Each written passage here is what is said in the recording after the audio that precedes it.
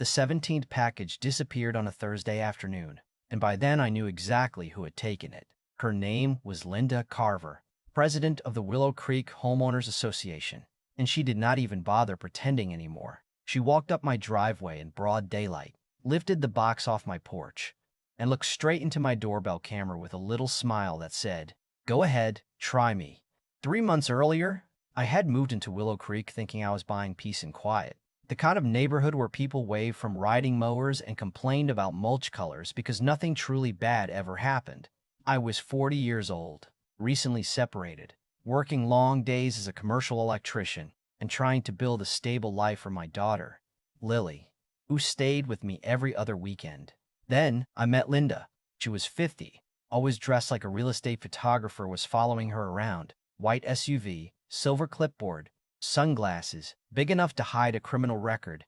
She'd been HOA president for 4 years because nobody else wanted the job. She treated that like divine appointment. My first week, she measured my mailbox and informed me it sat 1¼ inches too far forward. I laughed because I thought she was joking. She did not laugh back. The first package she stole was a pair of insulated work gloves I needed for an overnight job. The delivery photo showed the box on my porch at 1:18 p.m. I got home at 6 and found nothing. I checked the bushes, called the carrier, then told myself it was probably a mistake. The second package was Lily's birthday present, a little instant camera she had talked about for months. She tried to act grown up when I told her it had gone missing, but I saw the disappointment behind her eyes. The third was a replacement multimeter worth almost $200. By the fifth, I stopped blaming delivery drivers. By the 10th, I started keeping a log. Dates, times, tracking numbers, delivery photos, everything. Electricians learn early that when a system keeps failing, guessing is useless. You trace the circuit because the problem usually hides where somebody assumed nobody will look. My next-door neighbor, Mrs. Bell, finally gave me the connection I needed. She was 79 and soft-spoken. One evening, while I was replacing a loose porch light for her, she whispered, "I saw Linda take one of your boxes last week." She kept her eyes down, like the words themselves might get her fined. I asked if she was sure. Mrs. 1. Bell nodded. She put it in her car. That was the moment everything changed. A random thief is dangerous because you do not know who they are. An entitled thief is worse because they think you know and still cannot stop them. I confronted Linda after the next HOA meeting. The room smelled like burned coffee, and everyone looked defeated. "Linda, I have had several packages disappear. Have there been other reports?" She looked me over, then smiled without warmth. "Perhaps you should arrange deliveries around your schedule, Mr. Hayes. The association cannot be responsible for poor personal planning." I asked if she had ever removed anything from my property. Her smile tightened. "Be careful with accusations. They can become violations of the community's civility policy." Then she walked away. 2 days later, I saw her husband, Ron, walking their terrier in a brand new pair of insulated work gloves. Same brand and orange stitching as mine. I asked where he got them. He glanced toward his house. "Had them forever?" "Do not remember where they came from." That was when I stopped wondering. The next Monday, a yellow notice appeared on my door. Improper mailbox lettering. $75 fine. Wednesday brought another for leaving my trash bin visible 40 minutes after pickup. Friday, she fined me $100 because my sprinkler had dampened 3 feet of sidewalk. She had stolen hundreds of dollars from me, but she was using 3 drops of water to remind me who had power. So I did what I always do when something does not add up. I started tracing the circuit. I photographed every mailbox, trash bin, and sprinkler violation on the street. Then I turned my camera toward Linda's property. Her driveway had 2 large cracks. Her house numbers were faded, and her decorative fence measured 43 inches, 7 inches above the HOA limit. I prepared formal complaints with photographs, then handed them to the board at the next meeting. The room was packed because word had spread that somebody was finally using Linda's own rules against her. I asked for equal enforcement. Linda's face turned purple. "These submissions are retaliatory," she snapped. I pulled out the same measuring tape she used during inspections. "Your fence is 43 inches. The limit is 36. That is not retaliation. That is arithmetic." A few people laughed. Linda dismissed every complaint against herself, doubled my fines, and added a new $200 charge she seemed to invent on the spot. When the meeting ended, Mrs. Bell caught me in the parking lot. Her hands were trembling. She has been taking mine, too. She whispered, arthritis medicine, groceries, hearing aid batteries. Then the Parkers stepped forward. Parents of infant twins, formula, diapers, baby clothes, gone for months. They had started sending deliveries to work because they were too scared to complain, standing there. I realized Linda was not stealing randomly. She was choosing people who were tired, elderly, busy, or afraid. She had built her little kingdom around the belief that nobody would ever compare notes. That night, I opened a spreadsheet and began entering names, dates, values, in every piece of evidence I had. By midnight, there were 19 victims on the list. By morning, there were 27, and one of them had video that would change everything. The video came from a young couple named Nate and Emily Corbin, who lived 3 houses down from Mrs. Bell and had installed a camera after losing 2 boxes of baby formula in the same week. Their footage showed Linda stepping onto their porch at 2043 in the afternoon, checking both directions, then lifting a large delivery box and carrying it to her SUV. There was no confusion, no attempt to return it, no innocent explanation waiting somewhere off camera. She moved like someone following a routine she had practiced 100 times. 20 minutes later, another camera caught her in her own driveway, cutting through the tape, inspecting the formula, and loading it into a plastic storage bin in her garage. I watched the clip 4 times, not because I doubted what I was seeing, but because part of me still could not understand how a woman who issued fines over faded house numbers could stand in broad daylight and steal food meant for newborns. Emily sat at my kitchen table with her hands wrapped around a mug she had not touched. "We drove all over town that night looking for formula," she said quietly. "Our daughter was screaming because she was hungry, and Linda had it sitting in her garage." That sentence stayed with me. Up until then, I had been angry about my own losses, my tools, Lily's birthday gift, the fines, the humiliation. But hearing Emily describe that night changed the shape of the anger. It stopped being personal. It became something heavier, something that felt less like revenge and more like responsibility. I started asking residents to send me everything they had, tracking numbers, delivery photographs, emails, screenshots, dates, values, and any security footage they could recover. People who had barely spoken to one another in years began showing up at my door with folders and phones. Mr. Daly brought records for hearing aid batteries that vanished twice. A single mother named Renee showed me receipts for school shoes she had reordered 3 times. Another family had lost a memorial necklace containing ashes from their grandmother, something no amount of reimbursement could replace. By the end of the week, my dining room looked like an evidence room. Paper stacked beside cold coffee, sticky notes on the wall, names connected to dates and package values. The total crossed $18,000, then $20,000, and the pattern was impossible to ignore. Linda targeted homes during working hours, chose deliveries that looked valuable or useful, and favored residents she believed who would be too intimidated or exhausted to challenge her. Then she made her next mistake. She installed a new HOA security camera on a pole across from my house, supposedly to address the package theft problem. The notice described my block as a high-risk delivery zone, which was rich coming from the woman creating the risk. The camera did not face the street or the entrance to the neighborhood. It pointed directly at my porch. From that moment on, a red light blinked every time I left for work, brought groceries inside, or sat outside with Lily. Linda was not trying to catch a thief. She was studying my schedule, so I upgraded my own system.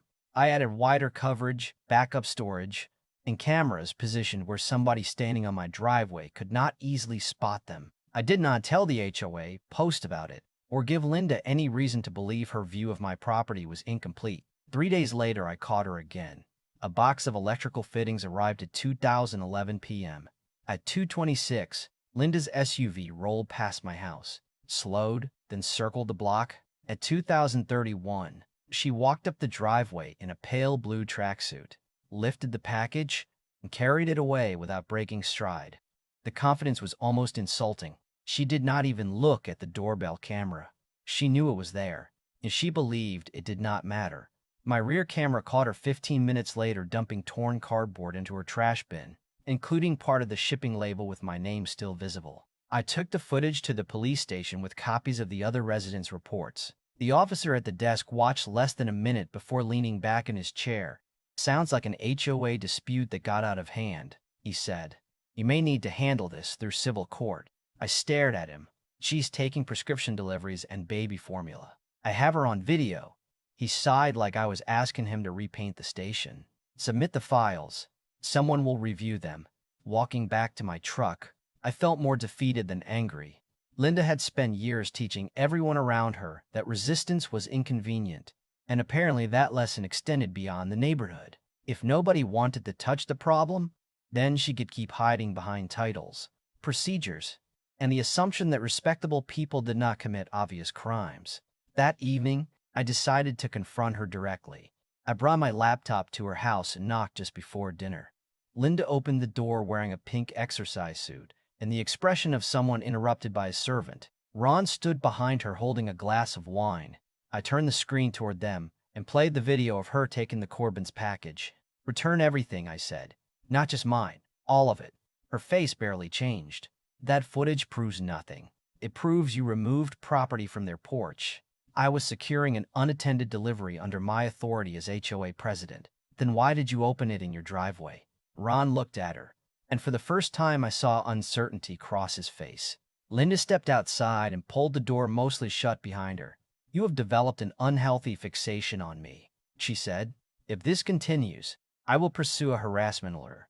I laughed once, not because it was funny, but because the lie was so polished. You stole from half the neighborhood, and your defense is that I noticed. She raised her phone and began recording. I am documenting an aggressive resident threatening me at my home, she announced loudly. I feel unsafe. While she performed for the camera, I noticed the garage door beside us was still open about 2 feet. Through the gap, I could see folding tables covered with open boxes, shipping envelopes, electronics, household supplies, and plastic bins labeled by category. A familiar orange camera box sat near the front, the same model Lily had wanted for her birthday. For a second, every sound around me disappeared. There it was, not an identical item, not something I could explain away, but Lily's camera box, with the small silver birthday sticker I had asked the seller to place on it. I crouched slightly and aimed my phone through the opening. Linda saw what I was looking at, and the mask finally slipped. She lunged toward the garage control and slammed the door shut. Get off my property, she hissed. What exactly are you storing in there, Linda? Community property, she snapped. Then call the police, I said. Let them inventory it. Her eyes narrowed. You think these people will stand beside you when this gets ugly? They never have before. That was the closest she ever came to telling the truth. Her power did not come from the bylaws or the clipboard. It came from isolation. She kept everyone afraid in separate houses, convinced each person that they were the only one being targeted. I uploaded my recording before I even reached the sidewalk. That night, I posted a short clip from the confrontation in the neighborhood group with one question. Does anyone recognize their missing property in Linda Carver's garage? The reaction was immediate. Comments appeared faster than I could read them. Renee recognized the school shoes. Mr. Hall daily spotted boxes of hearing aid batteries. Emily identified 2 cases of formula. A man from the next street recognized fishing equipment that had vanished 6 months earlier. By midnight, 17 families had identified specific items, and people were sharing old delivery photos beside screenshots from my video, like a community-built crime board. Linda tried deleting posts, then locked the group, but residents had already copied everything into a new page she did not control. The next morning, her spotless public image began collapsing in real time. Someone discovered online marketplace accounts selling unopened household goods under names connected to Linda's email address. My insulated gloves had been listed as lightly used contractor gear. The Corbin's formula had been sold at a markup. Mrs. Bell's supplements appeared under a description calling them premium wellness imports. Every listing felt like another insult. But it also gave us something Linda could not dismiss as misunderstanding. This was inventory. This was profit. This was a business. Later that afternoon, a retired detective named Carol Vance contacted me after her sister shared the post. Carol studied the timeline, the resale accounts, and the victim list, then looked up at me from across my kitchen table. You do not have a porch pirate, she said. You have a repeat offender using community authority to select victims and suppress complaints. She told me the evidence was strong, but the case needed one undeniable event witnessed from beginning to end. a theft that could not be explained as safekeeping, mistaken delivery, or HOA procedure, something immediate, public, and impossible to bury. I looked toward the garage where my tools were lined up along the wall, and an idea began forming. Not the kind of idea born from rage, but the kind electricians trust most, simple, controlled, and designed to reveal exactly where the fault was hiding. Linda believed every package in Willow Creek belonged to her until someone proved otherwise. So I decided to send myself one final delivery, and this time, the moment she opened it, the whole neighborhood would know exactly whose hands had been inside. I did not build anything dangerous, and I was not interested in hurting Linda, no matter how angry I was. Carol put me in touch with a licensed security technician who helped prepare a harmless evidence-marking package, the kind designed to release washable purple powder when opened, and we documented every step before contacting Detective Mara Benson at the County Property Crimes Unit.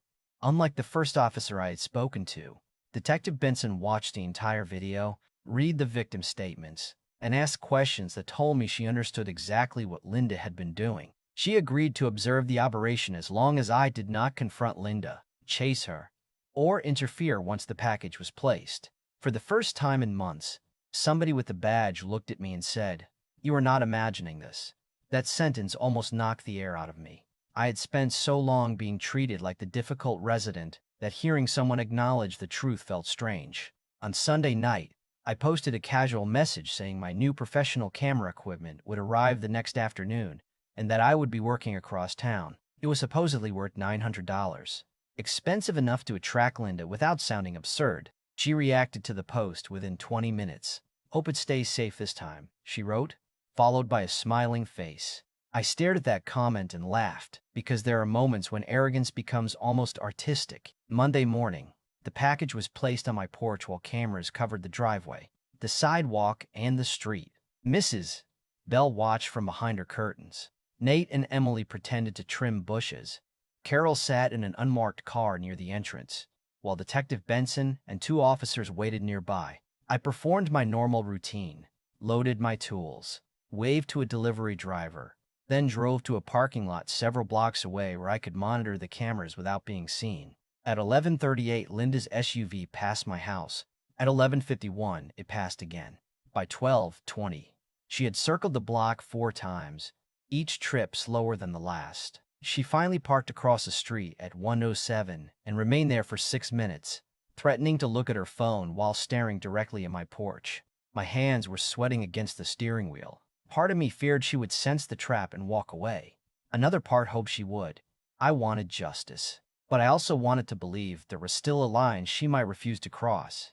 Then her door opened. Linda stepped out wearing white pants, a cream jacket, and those oversized sunglasses she used like armor. She walked toward my house without hesitation, glanced once toward Mrs. Bell's window, then climbed the porch steps. She lifted the package, tested its weight, and carried it toward her SUV. Detective Benson's voice came through my phone. "Stay where you are. We need the opening." Linda placed the box on the passenger seat, got behind the wheel, then apparently decided she could not wait. She sliced the tape, lifted the lid, and a cloud of purple powder burst across the interior of that spotless white vehicle. It covered her jacket, her face, her hair, the dashboard, and both hands.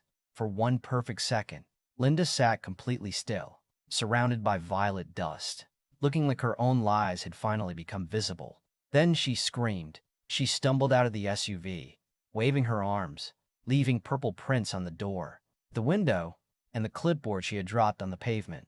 Mrs. Apperly. Bell stepped onto her porch with her phone recording. Linda saw her and shouted, "This is assault. Call the police." Mrs. Bell raised her chin. "They are already here."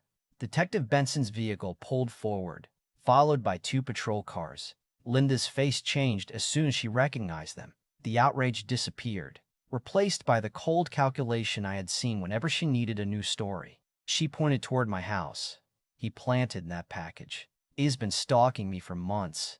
Detective Benson looked at the purple box still sitting open inside Linda's SUV. "Were you invited to remove it from Mr. Hayes' porch?" Linda crossed her arms.